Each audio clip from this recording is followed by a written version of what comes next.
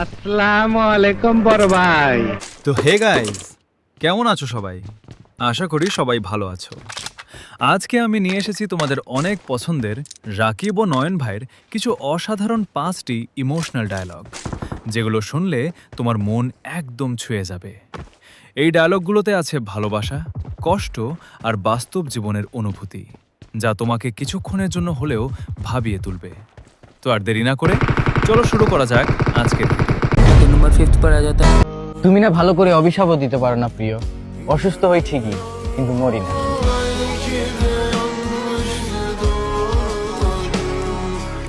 Number 4 সে আমার কবরের পাশে কাঁদতে আসছে, ভালোবাসে এই কথাটি বলতে আসছে। বাইচা থাকতে কাঁদাইছে অনেক, মইরা গেছি এখন জাগাইতে আসছে।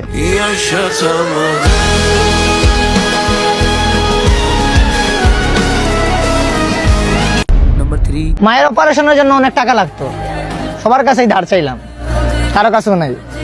তারপর সিদ্ধান্ত নিলাম ঘরটা বেচা দেব, গলিতে গলিতে পোস্টার লাগালাম। এখন দেখি প্রথম কাস্টমারই আমার মার পেটের আপন ভাই।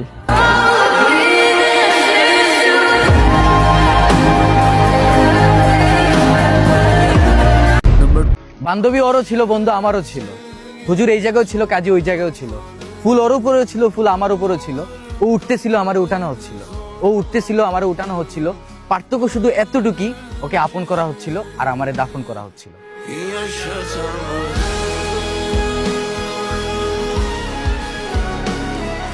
एंड नंबर সে আমার পাশে দাঁড়িয়ে কান্না করে ক্ষমা চাইতে লাগলো তার করা সব ভুলের জন্য।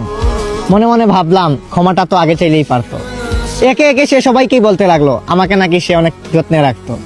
একে একে সে সবাইকেই বলতে লাগলো আমাকে নাকি সে অনেক যত্নে রাখতো। আমি তার সব প্রশ্নের উত্তর দিয়ে মুখটা চুপ করে দিতাম, যদি আমার দেহটা কাফনে মুড়ানো না থাকতো।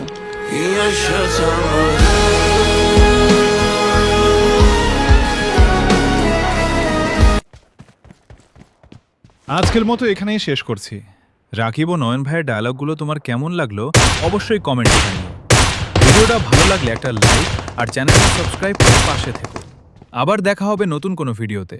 ততক্ষণ পর্যন্ত